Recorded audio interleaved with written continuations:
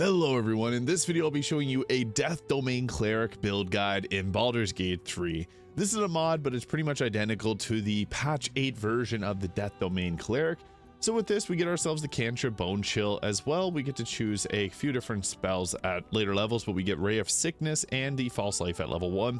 And our subclass feature, we get the Reaper, so you can use Bone Chill and you can cast this to 2 targets within 2 meters of each other. But as we continue to level up, we're going to get some more and more benefits that are very similar to what we get in the patch 8 version. So as for ability scores, I think Dexterity is actually very smart to build around because this will increase our overall armor class and also give us some very great options for weapons like Falar Alluve early on in the game. 14 Constitution and 16 Wisdom for spell casting seems to work really well. Now what's interesting about this is it actually kind of focuses on a bit of melee attacking, but also you can also cast some pretty powerful spells. So at level 2 we get our Channel Divinity, the Touch of Death. So you can use your Channel Divinity, deal an additional 9 necrotic damage with a melee attack, and we get further increases to necrotic damage, and we can ignore resistances at later levels, which is very strong. So then we also get ourselves the Turn Undead spell. But as for our spells prepared, I think that's a good idea.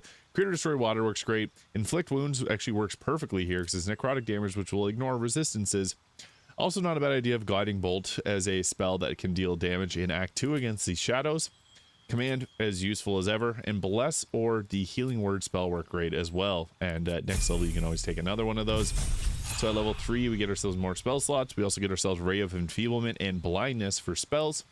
And for our prepared spells, Hold Person seems to work really well here. So we can also take off Create or Destroy Water and take Spiritual Weapon. Which depends if you're going to be using Create or Destroy Water, as it can be one of the most powerful spells in the game. At level 4, we get to choose another cantrip here, and we're going to go with Toll of the Dead, as that just makes sense here. And for our next leveled spell, I think it's best to add in Bless. Can be great if you wanted to have a concentration, but Hold Person is also going to be a concentration. We can throw Create Water back on. As for our feat, Wisdom improvement just makes sense here, better spell casting. And if we have a certain weapon, it can mean better weapon attacks. Now, level 5, we get ourselves Destroy Undead. We also get ourselves the Vampiric Touch, which will regain our health points. And we get Animate Dead, which gives us some, be able to summon in some zombies. That can be really good. We also get ourselves the Spirit Guardians, which can do necrotic damage, which is awesome. And we also get ourselves Glyph of Warding, which can put targets to sleep or deal an elemental damage type of our choice. At level 6, we get the subclass feature Inescapable Destruction. Your ability to channel negative energy becomes more potent. Necrotic damage dealt by you ignores resistance to necrotic damage, which is really good. So you can even take things like the Spirit Shroud.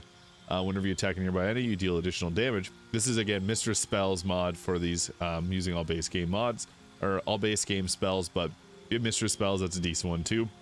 Mass Healing Word can also be nice, especially if you got gear that can set up different effects like Bless on targets, because you can give Bless to your entire team with that. At level 7, we get the Blade spell, which is a very strong necrotic damage, and then also get Death Ward. And for our prepared spells, it's nice to have the Guardian of Faith just for some extra. You can use it to tank for you a bit and get some extra damage in. Now we get ourselves a level 8, the Divine Strike Necrotic, dealing additional necrotic damage whenever we do an attack. So Channel Divinity plus this, and it ignores resistances. Huge. We'll also go with Banishment. Can be a pretty useful spell at certain times. So you just banish a target to another realm, which can really open things up.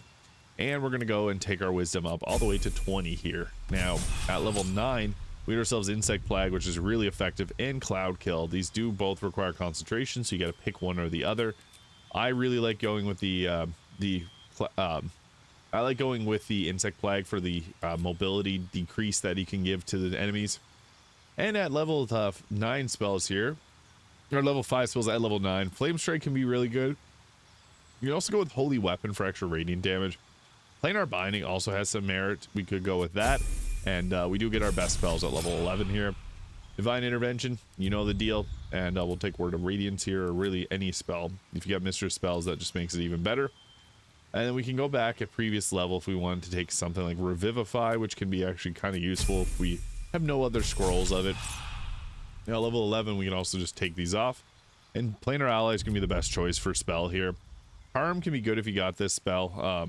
Heal is nice too. Blade Barrier can be great to be able to create difficult terrain and deal a bunch of damage. Hero's Feast is also nice too, because you can heal and bring extra health to your teammates. Create Undead is nice as well, but we also can use a ring that'll give us that. So harm can be very effective if you got mistress spells. It's really up between blade barrier and harm, but we'll go with something like that. And if you got any mods that'll increase your levels past that, you can continue and go all the way to level 20, but I'll keep that to level 12 just for simplicity's sake. Now, what this ends up looking like is we're gonna, I guess I'll swap out gear. I realized I forgot to take level 12, so this is where we'll take an ability score improvement, take up our dexterity for better armor class. Since we want to get medium armor proficiencies, that just makes us a little bit less strong in certain ways. So going with that, I went with the armor of agility here. As with the armor of agility, we can get our armor class up to 27, which is pretty crazy. And then also we're going to go with the hood of the weave for our helmet, because this can give us increased spell save DC and spell attack rolls. Flow protection, armor of agility, although you can go with the Helldusk armor if you really want to at late game. Helldusk gloves for the increased spell save DC.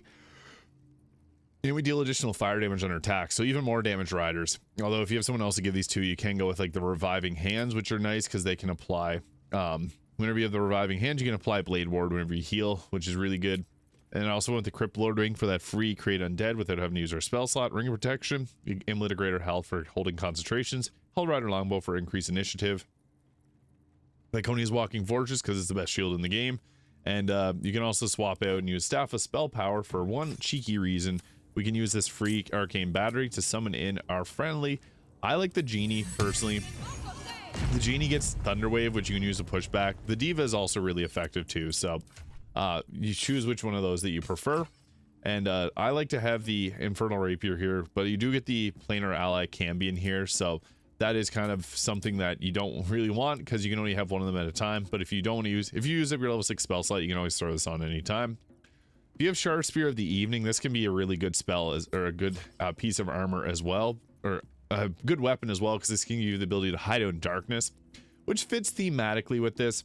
The Staff of Cherished Necromancy can also work pretty well, but I feel like this is almost better on someone that has Circle of Death. So if you even went to take a single level of the Wizard and scribe that scroll and then use the Intelligence Circle, that can be nice. I'm going to use this spear here just because it can end up making this very strong. And if we want to go one step even further, we can go with the Ballast Armor here, which will apply vulnerability to piercing damage, which is what the Sharp Spear here does deal, making it very strong. But you can always go with the Armor of Agility for better armor class and survivability. But what this ends up looking like in terms of combat, I will show you here now.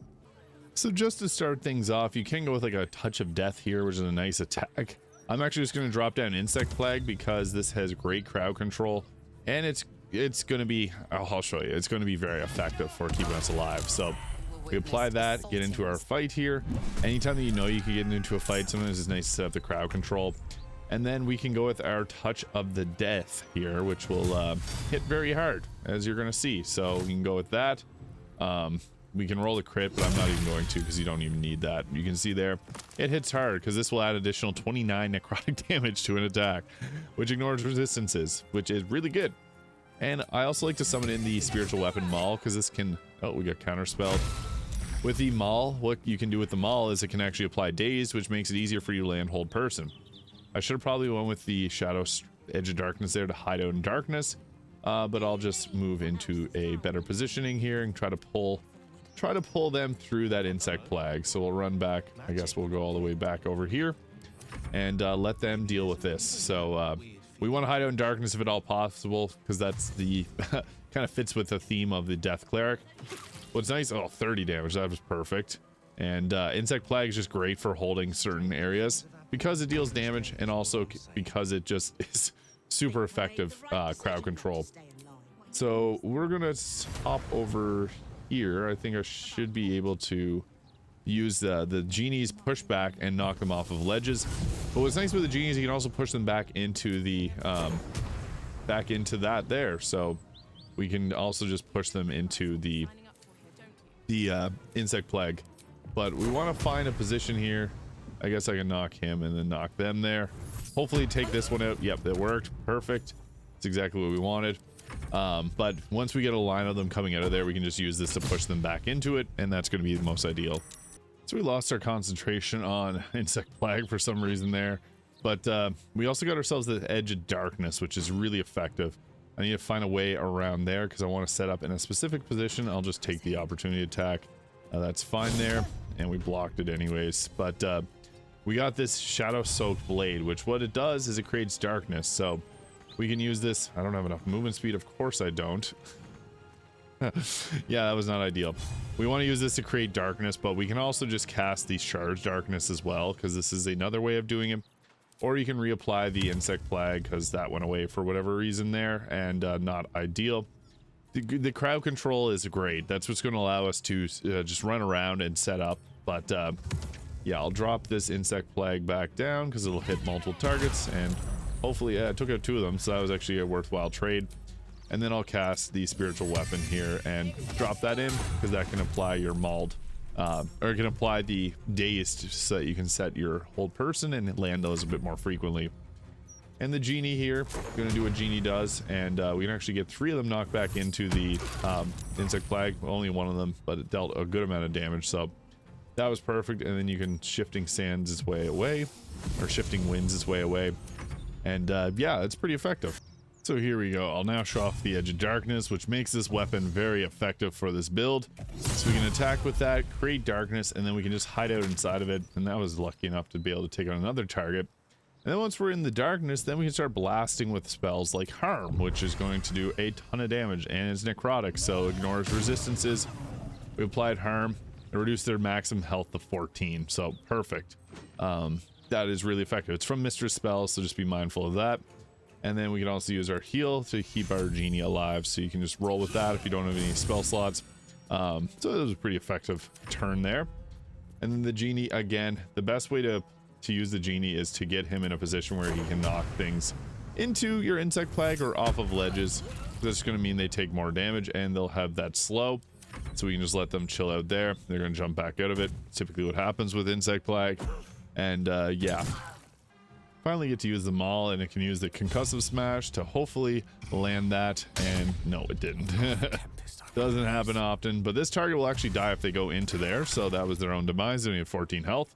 Don't know why they chose to run into an insect plague, but we're safe in the darkness. No one's going to come after us. We're really safe. So then we can use our touch of the death here on our attacks, just completely blasting them.